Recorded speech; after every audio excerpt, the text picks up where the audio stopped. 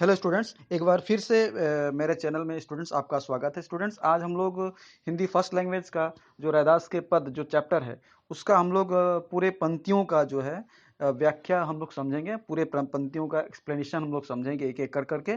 तो चलिए इस वीडियो को जो है ज़्यादा लेट ना करते हुए हम लोग एक एक करके हम लोग समझने का प्रयास करते हैं। चलिए स्टूडेंट, हम लोग एक एक करके हम लोग जानते हैं इसका व्याख्या। एक एक पंक्ति का जो है हम लोग एक एक करके हम लोग जानेंगे रैदास के पद का।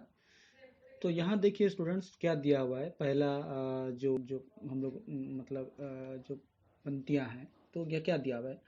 प्रभु जी तुम चंदन हम पानी, जाकी अंग अंग बास समानी। प्रभु जी तुम घन बन हम मोरा, जैसे चितवन चंद चकोरा। प्रभु जी तुम दीपक हम बाती, जाकी जेती बरे दिन राती। प्रभु जी तुम मोती हम धागा, जैसे सोनी मिलत सुहागा। प्रभु जी तुम स्वामी हम दासा, ऐसी भक्ति करे रदासा। तो हम लोग यहाँ एक एक करके स्टूडेंट्स इसका जो मीनिंग है, मीनिंग को हम लोग जो है समझने का प्रयास करते हैं। तो यहाँ देखिए, चलिए मीनिंग में जो है क्या क्या दिया हुआ है, इसका मीनिंग को हम लोग लिख करके समझेंगे। यहाँ देखिए चंदन, चंदन यहाँ पे प्रभु जी कहने का मतलब क्या है, ईश्वर। और चंदन जो है एक प्रकार का क्या है, एक प्रकार का एक वस्तु है जिससे जो है बहुत सुंदर सुगंध निकलता है। चंदन जो है ये क्या है, एक वृक्ष जो होते हैं हम लोग जानते हैं। अच्छा, यहाँ पे जाकी, जाकी कहने का मतलब यहाँ पे कहने का मतलब जिसकी।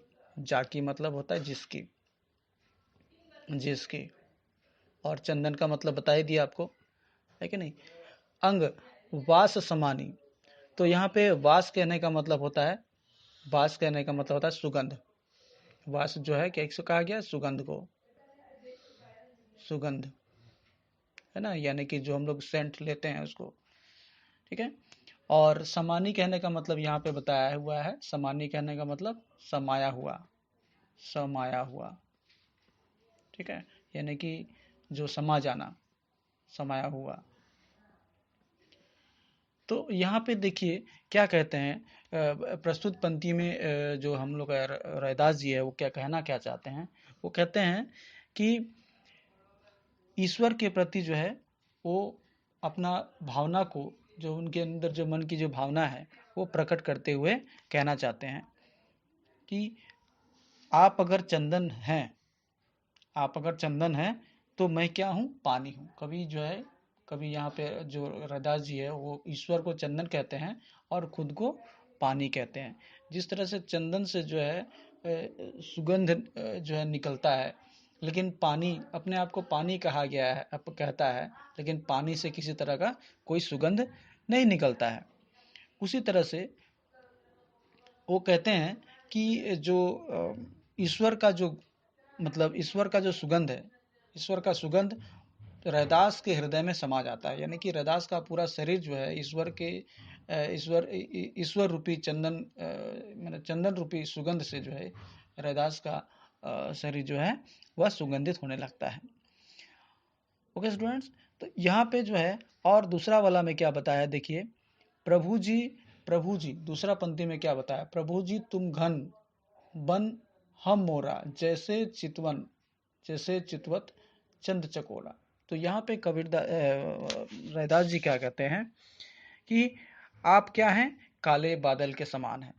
ईश्वर को कहता है क्या, आप काले बादल के समान हैं, जिसको देखकर मेरा मन रूपी जो मयूर है वह नाच उठता है। अपने आप को मयूर कहा है और ईश्वर जो है क्या है, वह काले बादल के समान है। तो कबीर जो मतलब जो रैदास जी है वह मोर की तरह है, जो काले बादल को देख कर करके, जिस तरह से मोर बरसात के दिनों में काले बादल को देख करके जो है वो नाचने लगते हैं, जैसे चितवन चंद चकोरा। अच्छा, अब यहाँ देखो, यहाँ पे क्या बताया है कि जो चकोर होते हैं, चकोर बारिश के समय में क्या होता है, रात के समय में वो चंद्रमा की ओर देखते हैं, चंद्रमा की ओर टकटकी लगाए देखते हैं। तो यहाँ पे कहते हैं कि आप मेरे लिए वैसे हैं जैसे चकोर जो है चंद्रमा के लिए है। तो यहाँ पे जो जो रैदास जी हैं जो क्या कहना चाहते हैं कि जिस तरह से चकोर जो है वह चांद को देखता रहता है, उसी तरह यहाँ पे रैदास जो है ईश्वर को देखते रहता है। उसी तरह से दूसरे वाला में देखिए क्या दिया हुआ है, प्रभु जी तुम दीपक हम बाती। तो यहाँ पे रैदास जो है प्रभु को क्या कहते हैं, दीपक का संदेश जो है संज्ञा दे रहे हैं और खुद को बाती बताते हैं। उसके बाद देखिए जाकी ज्योति बरे दिन राती। तो अपने आप को क्या कहा है, प्रभु को दीपक कहा है और खुद को बाती कहा है। मतलब कहने का मतलब क्या है कि यहाँ पे जो रैदास जी है अपने आप को वह अधूरा बताता है, अपने आप को अधूरा बताता है। बिना ईश्वर के वह पूर्ण नहीं हो पाता। जिस तरह से बिना दिन रात जो है प्रकाश, जिस तरह से दिन और रात एक दूसरे के पूरक हैं, मतलब दिन आता है तो रात भी आते हैं, तो उसी तरह से यहाँ पर कवि जो है अपने आप को अधूरा कहा गया, यानी कि वो तभी पूर्ण होगा जब तक कि ईश्वर जो है रैदास के जीवन में किसी तरह का माने प्रकाश से प्रकाशित ना कर दे। तो यहाँ पे दूसरा वाला में और देखिए क्या दिया हुआ है इसके पंक्ति में, दूसरे पंक्ति में, प्रभु जी तू मोती हम धागा। तो यहाँ अपने आप को प्रभु जी को मोती कहा गया है, मोती बताया गया है, और खुद को कवि जो है रैदास का कहते हैं धागा बताते हैं। यानी कि बिना धागा का मोती पिरोया नहीं जा सकता। यानी कि मोती जब वह धागा में पिरोया जाता है तो उस मोती का सौंदर्य जो है और भी बढ़ जाता है। तो यहाँ पे अपने आप को धागा कहा है। मैंने अपने आप को अपनी भक्ति में वैसे ही विलीन कर दिया है जैसे सोने में सुहागा। यानी कि सोने में सुहागा कहने का मतलब सुहागा एक ऐसी वस्तु है, जब वो सोने के साथ में मिलता है तो उसका जो है वह जो है और ज़्यादा उसमें वो जो है देखने लायक हो जाता है, उसका महत्व और ज़्यादा बढ़ जाता है।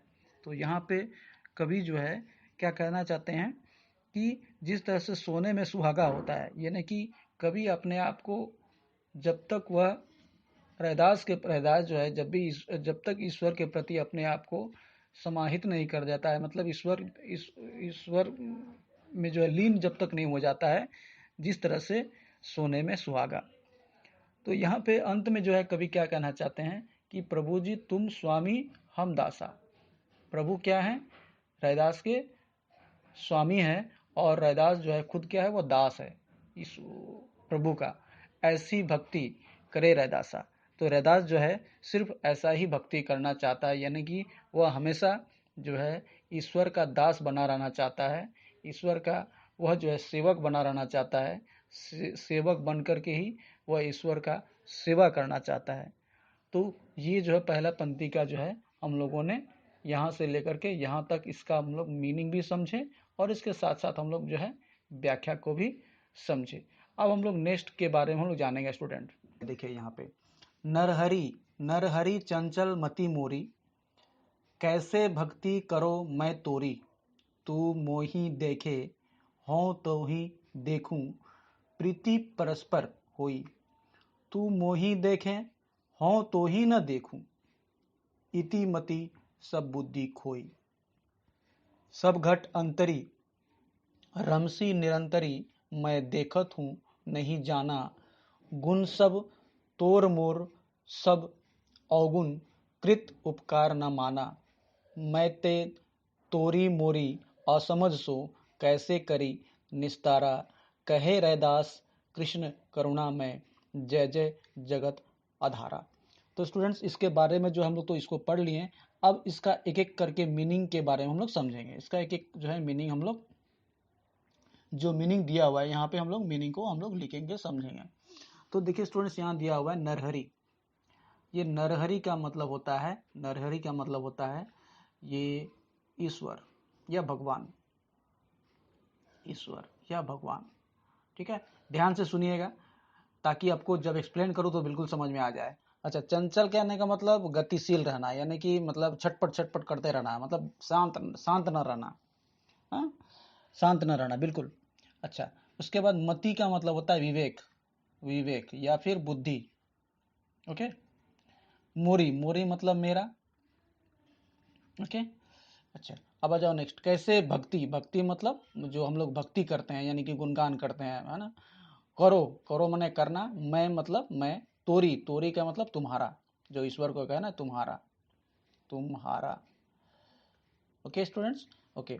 तू मोही, तू मतलब यहाँ ईश्वर को कहा गया है, मोही मतलब मुझे, देखे मतलब देखता हूँ, हाँ हाँ मतलब मैं, मुझे, तू ही देखूं, मैं जो है तुमको देखूं।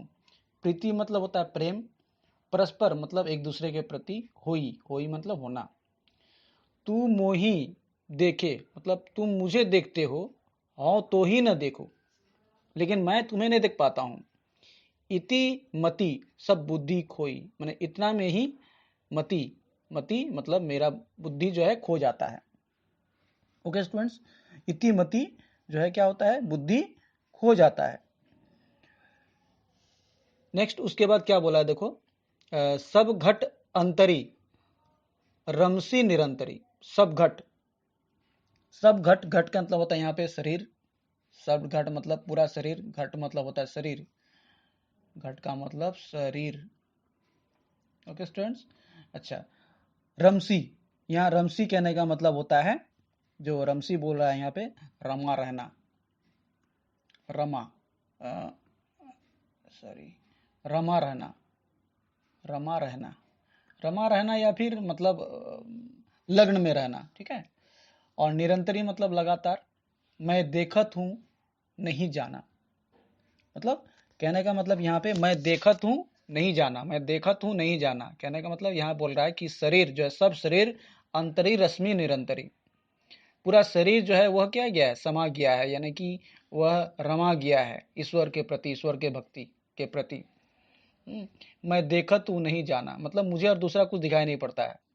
अच्छा, गुण सब तोर मोर सब अवगुण, गुण, गुण मतलब जो मतलब अच्छाई, सब, तोर मोर यानी कि तुम्हारा और मेरा, तोर मोर यहाँ पे कहा गया है, गुण सब तोर मोर यानी कि तुम्हारा और मेरा, और अवगुण कहने का मतलब अवगुण मतलब अच्छा खराब गुण, कृत, कृत उपकार न माना, कृत मतलब किया गया कार्य यानी कि जो हम लोग काम करते किया गया कार्य जो है उपकार न मानना। उसके बाद मैं तो मैं तेरी, मैं ते तेरी मोरी असमझ सो, तेरी मोरी मतलब यहाँ पे तुम्हारा मेरा, तेरी मोरी मतलब तुम्हारा मेरा, असमझ मतलब बिना समझ के, सो कैसे करी निस्तारा, कैसे करी निस्तारा, तो निस्तारा मतलब यहाँ पे कहा गया है निस्तार करना यानी कि समाधान करना, प्रॉब्लम को सॉल्व करना, कैसे करें निस्तारा। कहे रैदास कृष्ण, यहाँ पे कृष्ण कहने का मतलब कृष्ण, करुणामय, कृष्ण को यहाँ पे करुणामय कहा गया है। जय जय जगत आधारा, जय जय जगत आधारा मतलब जय जय मतलब जय जयकार करना, और आधारा मतलब आधार, तो कृष्ण उसका कवि का आधार है पूरे संसार को जय जय करना। तो ये मैंने पूरा मीनिंग जो है कि करके आपको समझाने का प्रयास किया स्टूडेंट्स। अब जो है हम लोग जो है इसको हम लोग एक एक करके समझेंगे। तो यहाँ पे देखिए प्रस्तुत पद में रैदास ने अपनी भक्ति, जब वो भक्ति करते हैं तो भक्ति के रास्ते में बहुत सारा कठिनाई जो है आती है। तो जितना भी जो भी भक्ति में जो करने जब जाते हैं तो कठिनाई आती है, वो सारा कठिनाई का वर्णन इन पंक्तियों के द्वारा जो है कवि करते हैं, जितना भी पंक्तियां दिया गया है इन पंक्तियों के आधार पर कहते हैं। तो कवि यहाँ पे कहते हैं पहला पंक्ति में कि हे ईश्वर, मेरा बुद्धि जो है क्या है, बहुत ही चंचल है। ईश्वर नरहरि मतलब ईश्वर, हे ईश्वर मेरा बुद्धि जो है वह क्या है, चंचल है। हाँ, और मैं इस बुद्धि, चंचल बुद्धि से मैं आपकी भक्ति जो है कैसे कर पाऊंगा, मतलब मेरा जो बुद्धि है वह क्या है, चंचल है यानी कि गतिशील है, मैं स्थिर भाव से स्थिर भाव से कुछ भी नहीं कर पाता हूँ। तो मेरी बुद्धि चंचल है, और इस चंचल बुद्धि से भला मैं आपकी भक्ति जो है कैसे कर सकता हूँ, यह रैदास जो है क्या कहते हैं, ईश्वर से कहते हैं। उसके बाद देखे, तू मोही देखे हो तो ही देखूं, प्रीति परस्पर हुई, मतलब क्या होता है यहाँ पे, कहते हैं कि जब तक हम दोनों एक दूसरे को देख नहीं पाएंगे तब तक हमारे में प्रेम कैसे उपजेगा, यानी कि जब तक आप और हम में, मतलब मैं आपको न देखूं और आप मुझे न देखें, तब तक हम दोनों के प्रति यानी कि एक सेवक का दास के प्रति जो है प्रेम नहीं उपज पाएगा। सब घट अंतरी। इसी कारण से क्या होता है, न आप मुझे देखते हैं न ही मैं आपको देख पाता हूं, और इसी कारण से मैं क्या होता हूं, मेरा जो शुद्ध बुद्ध जो है वो क्या हो गया है, खो गया है। सब घट अंतरी, इसीलिए इतिमति बोला, इतिमति सब बुद्धि खोई, मतलब इसी में मेरा जो बुद्धि जो है वो क्या हो गया है, खो गया है, यानी कि मेरा शुद्ध बुद्ध खत्म हो गया है। अच्छा, अब कहते हैं यहाँ पे क्या है कि सब घट अंतरी रश्मि निरंतरी, यानी कि ईश्वर का जो निवास होता है, ईश्वर का जो यानी कि भगवान का जो निवास होता है वह सब शरीर में, ये पूरे शरीर में, मनुष्य के शरीर में होता है, मनुष्य के हृदय में होता है। लेकिन यहाँ पे बोला है कि मैं देखत हूँ नहीं जाना, लेकिन मनुष्य के हृदय में ही ईश्वर का वास होता है, लेकिन मनुष्य उस ईश्वर को देख नहीं पाता है। वह अज्ञान वश जो है, यानी कि वह भगवान के प्रति अज्ञान रहता है, सो इसलिए वो ईश्वर को देख नहीं पाता है। हाँ, इसीलिए कहता है यहाँ पे कि कवि जो है कहते हैं ईश्वर को कि आपके गुण तो अपार है, नहीं, ईश्वर का जो गुण है अपार है, लेकिन यहाँ पे रैदास अपने को गुणहीन कहा है, यानी कि रैदास के पास में कोई गुण नहीं है। गुण सब तोर मोर सब अवगुण, गुण सब यानी कि गुण तो तुम्हारे में है। रैदास कवि कहते हैं कि हे ईश्वर, गुण तो तुम्हारे पास है, लेकिन मुझ में जो है अगुण भरा हुआ है। कृत उपकार न माना, यानी कि किया गया जो उपकार आपने जो रैदास जी कहते हैं कि आपने जो मेरे मेरे प्रति जो उपकार किया है वह उपकार को मैं कैसे भूल पाऊंगा, और मैंने जो है वह उपकार, मैंने जो उपकार आपने जो किया है मैंने उसे भुला दिया है।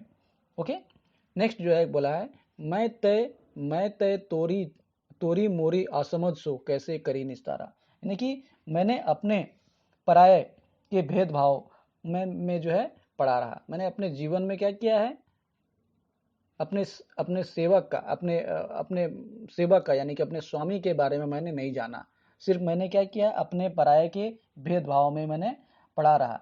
इसीलिए मुझे मोक्ष कैसे प्राप्त हो सकता है। यहाँ पे रैदास कवि जो है मोक्ष का प्राप्ति करना चाहते हैं, इसीलिए प्रार्थना ईश्वर से कर रहे हैं। लेकिन उसने रैदास ने जो जो अपने जीवन में जो कर्म किए हैं, यानी कि अपने पराये में ही लगे रहे, तो उससे मोक्ष की प्राप्ति कैसे हुई होगी। इसीलिए अंत में कहता है कि मैं तेरी मोरी असमझ सो कैसे करी निस्तारा। अंत में अंतिम पंक्ति में यहाँ पे कहा गया है कि कहे रैदास कृष्ण करुणा में जय जय जगत आधारा।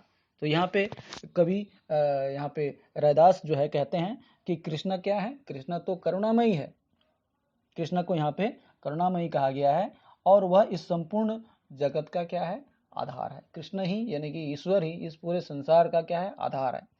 बिना कृष्ण के, बिना ईश्वर के यह संसार जो है, इस संसार में कोई भी काम नहीं हो सकता है, चाहे वो अच्छा हो या बुरा हो। ओके, तो यहाँ पे कृष्ण को ही कवि जो है जय जयकार करना चाहता है, कृष्ण को ही अपने हृदय में रखकर उसका गुणगान करना चाहता है, ताकि उसे मोक्ष की प्राप्ति हो सके। तो स्टूडेंट्स, मैंने ये दूसरा जो जो पंक्तियां हैं यहाँ पे, दूसरा स्टेंजा का, उसके बारे में मैंने पूरा डिटेल्स आपको यहाँ पे बता दिया। अब नेक्स्ट के बारे में हम लोग जानने का प्रयास करेंगे। स्टूडेंट्स, अगर मेरा यह वीडियो अगर आपको अच्छा लगा है तो लाइक और शेयर जरूर कर दे, ताकि आपके मित्र भी इसका जो है लाभ उठा सके। और स्टूडेंट्स, यदि आप पहली बार मेरे चैनल में हैं या पहली बार इस वीडियो को देख रहे हैं तो चैनल को जरूर सब्सक्राइब कर दें स्टूडेंट्स, और नोटिफिकेशन बेल बटन जो है ज़रूर दबा दें, ताकि जो नए आने वाले जो वीडियो हैं उसका नोटिफिकेशन सबसे पहले आपको मिले। Okay students, thanks for watching my video. जय हिंद, जय भारत।